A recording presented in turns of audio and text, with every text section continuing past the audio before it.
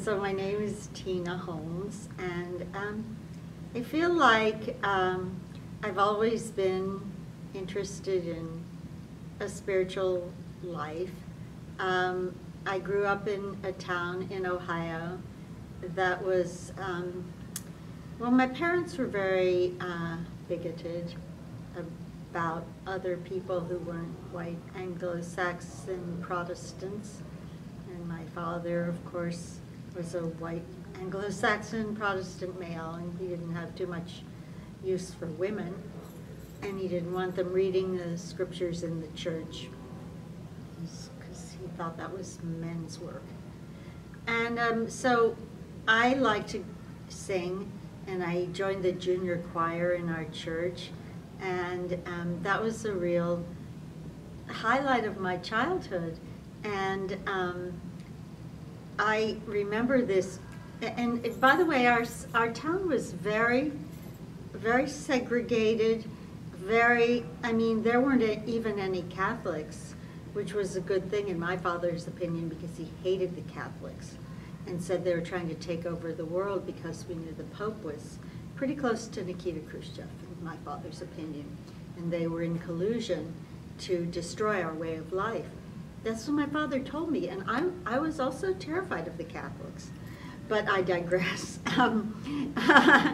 So I was in junior choir, and there was a song we would sing called "The Holy City," and it was about this person that had an ecstatic dream where she went to this holy city where all the streets were paved with gold, and all who would might enter, and no one was denied. And we had this lead soprano who, now you have to imagine that our church in Ohio was very conservative. And this woman would go into a religious ecstasy when she came to the chorus, which was like, Jerusalem, Jerusalem, lift up your hearts and sing, Hosanna to the highest, Hosanna to your King. But in her version, she wasn't hitting all the right notes. And she was shaking, and her eyes were rolling out of her head. And I just felt like, oh my God, she really feels the presence of God. And I was very drawn to that, and I wanted to have that kind of experience, although other people in the church made fun of her and said she was crazy.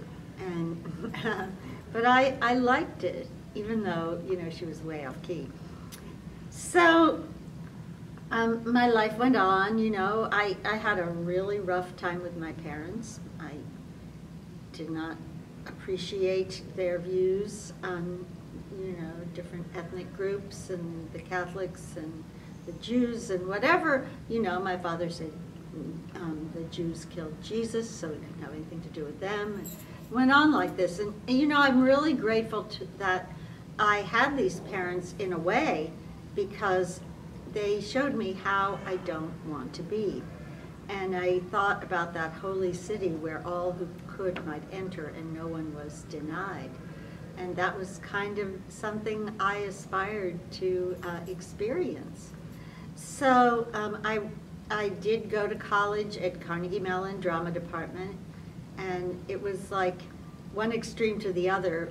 My hometown was extremely conservative, as I've said, and my college classmates were, you know, they were hippies with the tie-dye and the piercings and the tattoos and all that. And they were just very wild and crazy. And I like that, you know, I felt more at home with them because they were expressing themselves. And I had this one classmate named Steve Nathan, and I don't know really how this came up, but he said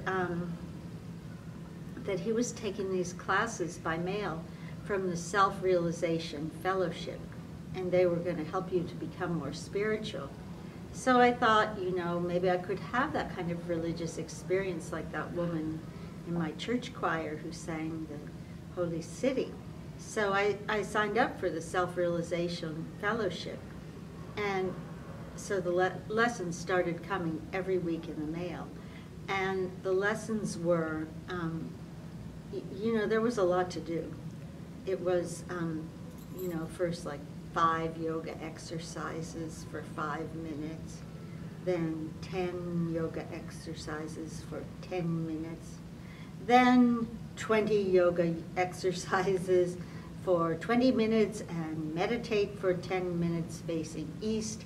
They wanted you to get up like earlier and earlier.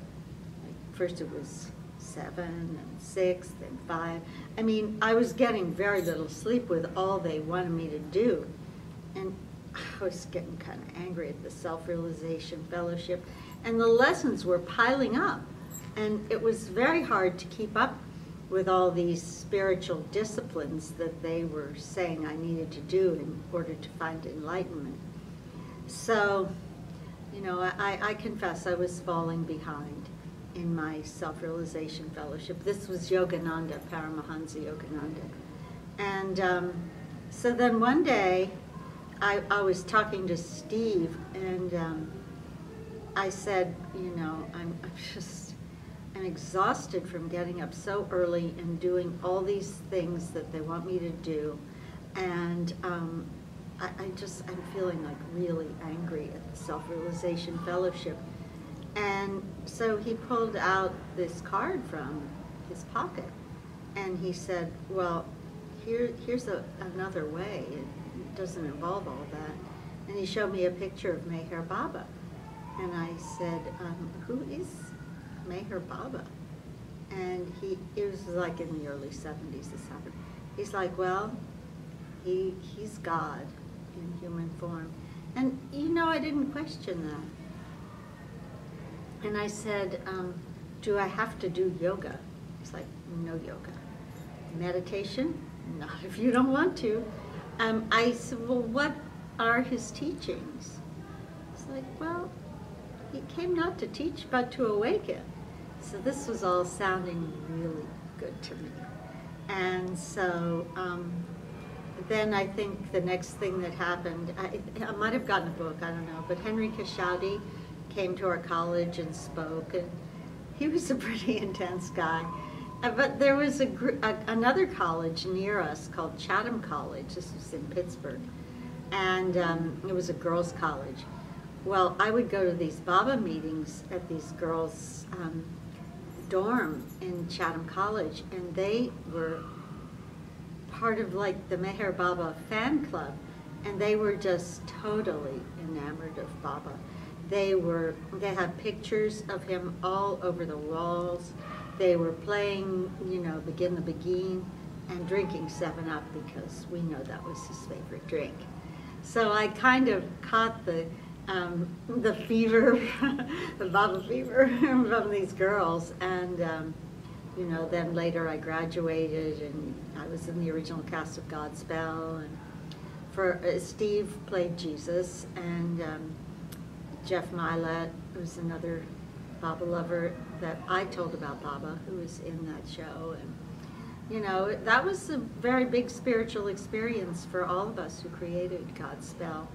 And it was quite thrilling to be in New York doing it and passing out, I don't know, like wine and wafers at intermission. And I remember Jane Haynes came, and she was very thrilled. And so that was kind of the beginning of it all.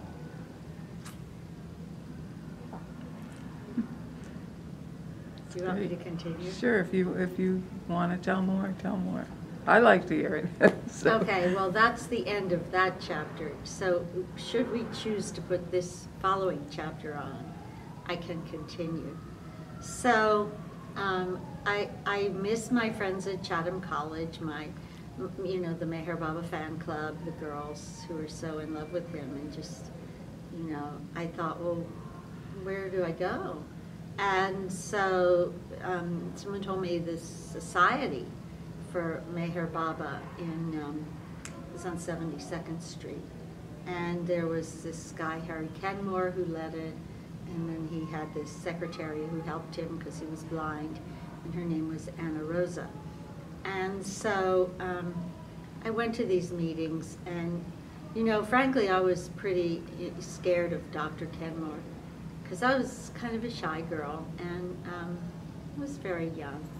was like 20 years old or something. And so, you know, he would give these talks and he would be shouting. And I know he was deaf and his sense of how loud he was probably off. But, you know, he was a little scary to me. And then Anna Rosa, she had a lot of these young kids as part of the society, and a lot of them were on drugs. And, you know, she told them not to take drugs, and Baba didn't want that. And I wasn't taking drugs, but I was kind of lost. I didn't know anybody much, and I knew a few people in New York, but not a lot. And she just sort of took over my life. And she told me that, like, Baba was giving her direct messages of, like, what different people should do. And for me, she said I had to come scrub her bathroom and iron her clothes. And so I remember once I was scrubbing her bathroom floor, and she made me do it over and over because it was those little tiles, and she said there was dirt in between the edges, and Baba didn't want dirt, so she told me again and again, scrub it with Comet. Finally, the sponge disintegrated, and I threw it out. And I remember she came in, got it out of the garbage, and threw the pieces in my face and said, "What are you doing throwing that sponge out? Baba is in that sponge." Well, it was no longer a sponge, actually it was pieces. So then she decided, I was in acting, and she told me that Baba hated actors, and he wanted me to become a file clerk, because he wanted everyone to have a full-time job. That was the way to follow Baba, that she had gotten the message from him. And she even got me a job as a file clerk. And after one day, I messed up these files so much they told me not to come back. And so then she said I was like a really hopeless case, and I should, the only thing that would cure me would be to go to India. And the society was going to India on a charter flight. I can't remember how much it was, but it was a few hundred, and I didn't want to go at all. I had no desire to go to India, and I was really scared of her, and I was afraid she was going to push me in the Ganges or something. And so, but she kept it up, and so finally I scraped together the money and I signed up for the trip. I guess this was in about 1972. And so I remember we get on the plane and I have a seat in between Anna Rosa and Harold Rudd. And I'd never met Harold Rudd before, and I didn't know who he was. And so I sat in the middle, and suddenly he leaned over me and he tapped Anna Rosa on the shoulder and he said, "Anna Rosa, this is my new girlfriend. I'm leaving Virginia for her." He says, "We're deeply in love." He went on and on like this. And Anna Rosa, like smoke coming out of her ears. She totally bought it. And she made me change seats with her. And then when I got to the Paris airport, she said, "Oh, well, I have to buy a large bottle of scotch for the Mandalay." It's like, a bottle of scotch to go to a spiritual center? But she went to this duty-free shop and she brought this, I mean, it was like a gallon jug of scotch. And then she had to find the money to pay for it, so she told me to hold it. Of course, I dropped it, and it broke. And so I was covered with scotch for the rest of the trip, just soaked. And of course, she berated me for that, and you know, added it to my bill, I guess. No. Anyway, so she gave us a lot of orders. My order was, please don't. She said, I must not speak to the Mandalay, but because if they found out I was an actor, they'd throw me out of my ass. Because Baba hated actors, and that was just not something you do. Anyway, and for the rest of us, she told us there was no socializing because we were there for Baba. So when we pulled into the Ashoka Hotel, all these Baba lovers came running out, Jai Mama, Jai Mama, and she's yelling, "What are you, sex maniacs?" And we were staring straight ahead. We didn't react at all because we had been told not to. So it went on like that, and I think we were there about 3 weeks. It was around Amartithi time. And I managed, not to talk to the Mandali at all. And I was just like way in the back, not saying anything. Then one day I went up to the Samadhi, and as I was like over to one side, I think there was a stage, and it was like to the right of the Samadhi, and suddenly I heard a lot of shouting and commotion right in front of the Samadhi.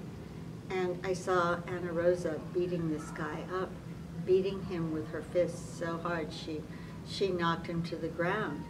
And then 2 of her assistants dragged him down the hill and threw him in a rickshaw, and they took him back to the Ashoka and locked him up. And so later I found out that this was one of the younger members of our group, and he had told her he didn't want to go back with the group, he wanted to stay in India. And that was not okay with her, obviously. But it was also not okay with me to see someone beat someone up outside the Samadhi. So I thought, you know what, I don't want to be in this group. And I'll just like get through the rest of the trip. It was toward the end of it, and then I'll leave when we go back. So the last day,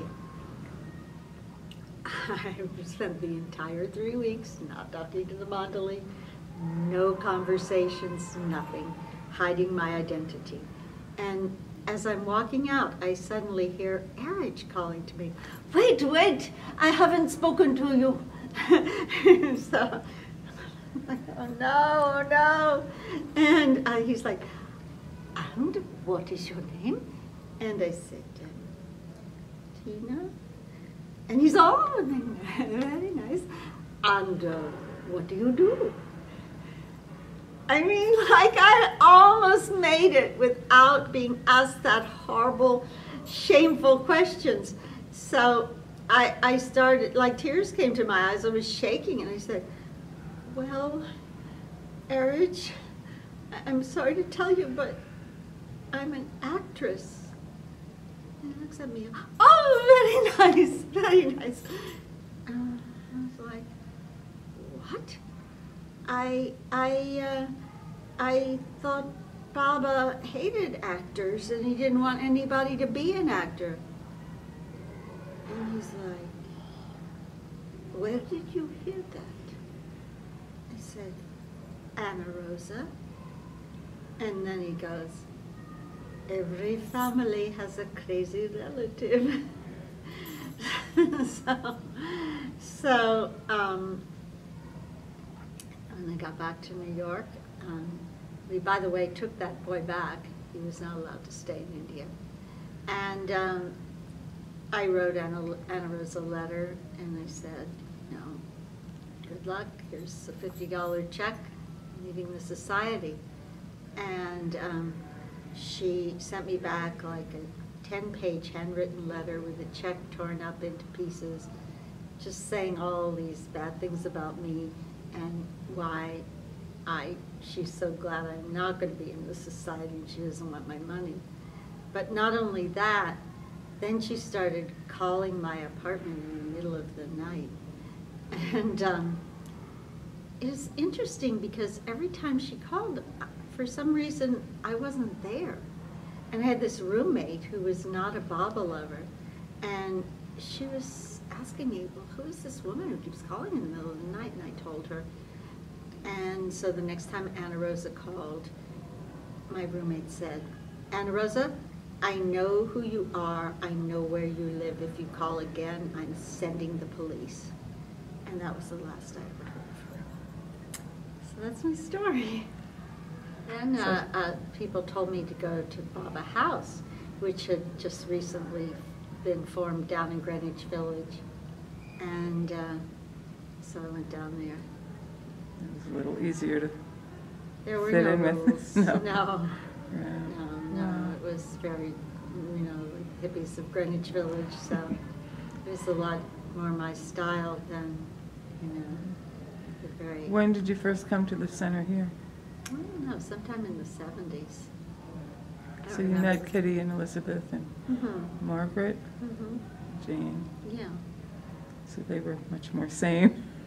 Oh, yeah. Oh, yeah. Yeah.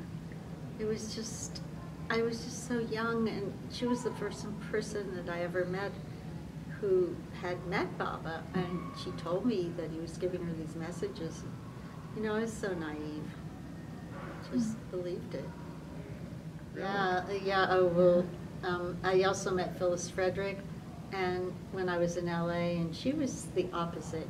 She was just such a free spirit, so loving, and she used to have us set up dates with other members. You would put your number in a hat with your name, and then you draw somebody else's number, and then you have to make a date with them. And that's how I met Rosalie, who's still a friend of mine, Rosalie Dunphy. Yeah. And also I met this guy, Dana Fields. He was a character. And he gave Phyllis a lot of trouble because he would be hitting on all the girls at the meeting, and he would be wearing beetle wigs and strange costumes. He was an older guy, And Baba called him his baby. And so once Dana invited me to dinner at his house. So I get there and he said, well, I don't have any food. I guess we'll have to go steal it from my neighbor's garden. So he got up the fence and was pulling up